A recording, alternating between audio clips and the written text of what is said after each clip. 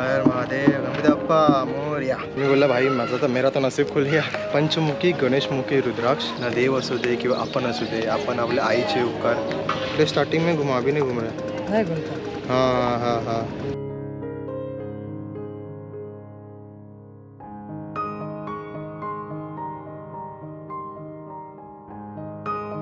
आज आहे वाराणसीमध्ये आपला शेवटचा दिवस।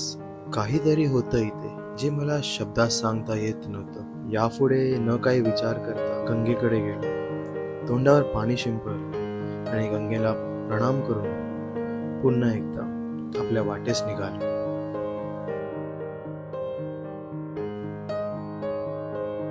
आता आपण बाहेर आलो, चाय घेतला आहे, डोसा खायला आलेलो आहे। चाय पण पिऊया, डोसा पण खाऊया। इथे मलाई टोस्ट भेटतो इथे, तुम्हाला दाखवतो। इथे नवीन आयटम आहे आला। तर आता आपण ट्राय करणार आहे ब्रेड मलाई।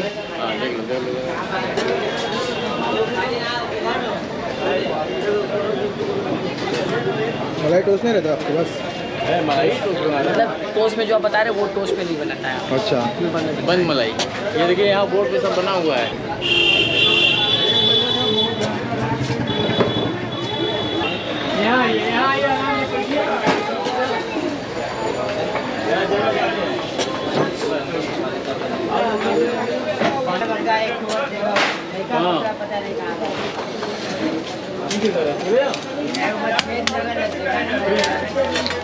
एक 50 रुपये, 50 रुपये।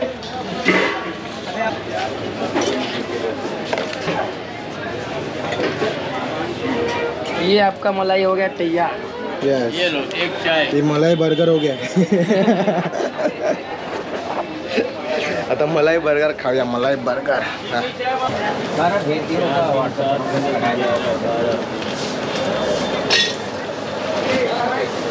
भैया बैठिए, बटर टोस्ट चाय का किलो। आता मलाई टोस्ट खाला, एवढं वाव फॅक्टर नव्हतं त्याच्यामध्ये, काही नॉर्मल होतं, ओके ओके होतं। जसं मला टेस्ट नव्हतं काय, पण जेव्हा ते चायमध्ये डिप करून खाल्लं ना बन, तेव्हा एकदम भारी वाटत होतं। पण ठीक आहे, आपल्याला कधी खायला भेटणार नाही तर आपण आज ट्राय केलं। आता चेंज वगैरे केलेलं आहे, बाहेर आलं मार्केटमध्ये बघा। तर चाललं आपण आलू दम खाण्यासाठी। 1 वाजता चालू होतं, पण आता 12:30 वाजलेत, तर चालू झालं असेल अजूनपर्यंत। ही कसली लाईन लागली आहे, ही कसली लाईन आहे बाबा?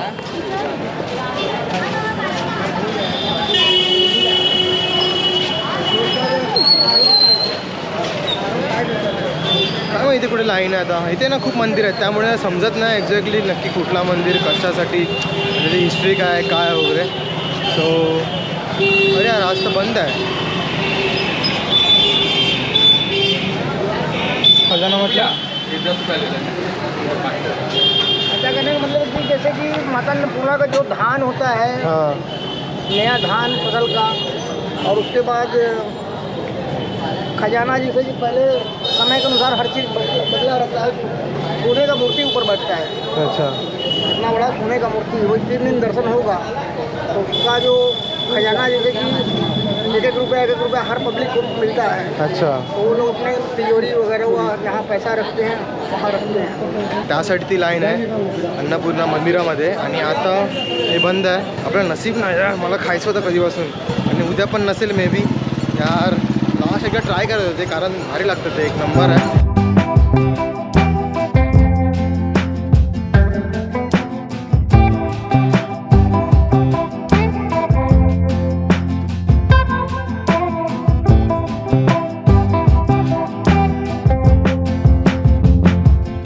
तिथे रुद्राक्ष आपण हे करूया।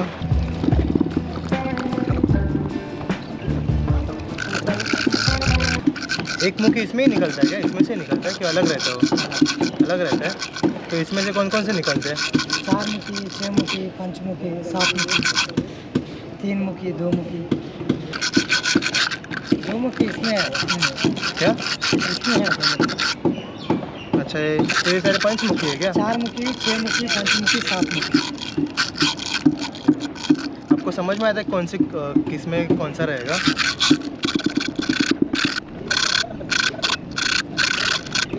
पंचमुखी है ना? हाँ, पंच गणेश मुखी है।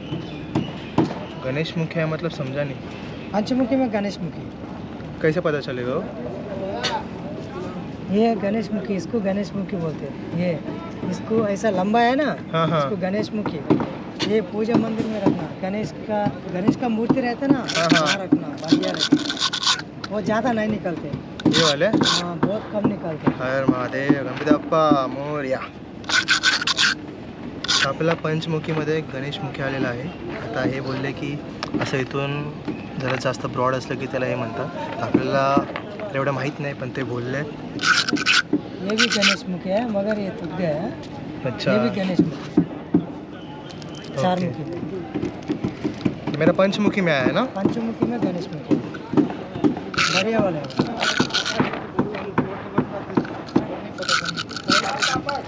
हेलो ये अभी ये कर दे दो. पानी में डुबा भी रंग आएगा इसको. ये नहीं पहनना, पूजा मंदिर में रखना। हाँ हाँ पूजा मंदिर में रखूँगा. पहनूंगा नहीं. गणेश मुखी खत्म किया है। हाँ, पंचमुखी। पंचमुखी है ना. बस इतना ही साफ करते हैं इसको. बस चला मग आपल्याला पंचमुखी. उसको दूध में डाले तो दूध पूरा हीट होता है। हाँ हाँ, घर में जाके दूध में डालो, हीट हो जाए। ओके. अपन घरी जाऊन एकदा ट्राय करूया. जसं बोलतात ते दुधामध्ये ठेवा. पर दूध में ऊपर रखने का ना बस ऐसे. हाँ, तो चक्का में रखे तो भी घूमेगा। घूमे किस में घूमेगा. चक्का में अभी बताओ, चक्का है सिक्का चिल्लर। चिल्लर. हाँ एक मिनट. एक मिनिट मेरे पास है शायद से. सिक्क्यामध्ये ठेवल्यावर की फिरतो असं बोलत आहे. बघूया कितना रुपये का सिक्का देऊ. 2 रुपया 10 रुपया और एक दे दो। और एक दे दो. 2 रुपये वाला सेम नहीं है पर नहीं, ठीक है चलता है। ऐसा क्यों होता है. इसमें जीव है तो ऐसा घूमेगा। मैं ट्राय करूँ. हाँ, हिलता है ऐसा, हल्का से रखना है ऐसा।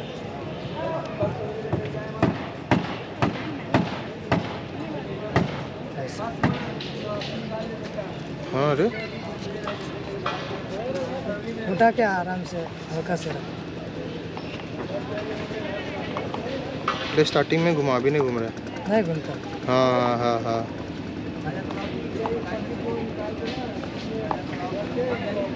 थोडा फिरत होता. चलेगा. आता जो आपल्याला रुद्राक्ष मिळाला आहे तो आहे पंचमुखी गणेशमुखी रुद्राक्ष. तर तो हा रुद्राक्ष 100 रुपयाला विकतो असं मला तो बोलला होता. आता मी बोलला भाई माझा तर मेरा तो नसीब खुल गया, 10 रुपये मिल गया. त्यांनी सगळे असे वेगवेगळे काउंट केले.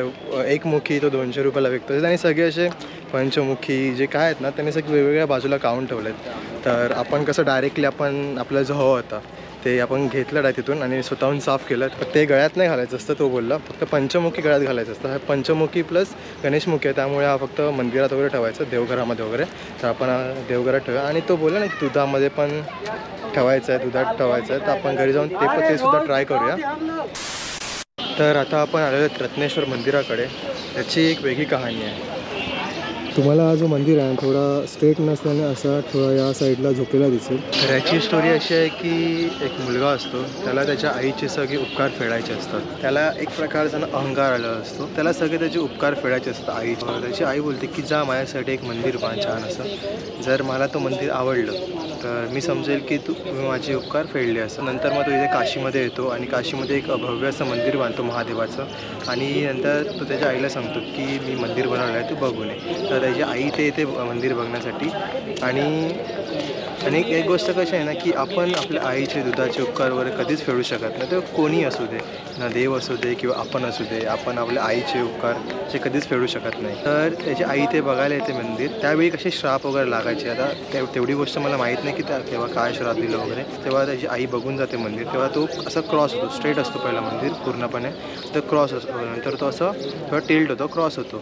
नंतर त्याची आई परत जाते मुलाकडे आणि मुलाला सांगते की जा तू जेव्हा तो एकदा मंदिर बघून ये.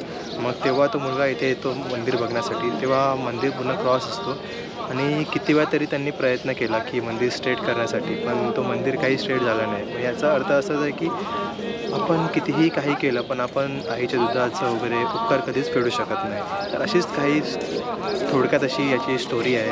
तुम्ही पण इथे बघू शकतात. हर हर महादेव बम बम महादेव हर दम महादेव हर हर हर हर हर पूर्णपणे पाण्यामध्ये हे झालेलं आहे.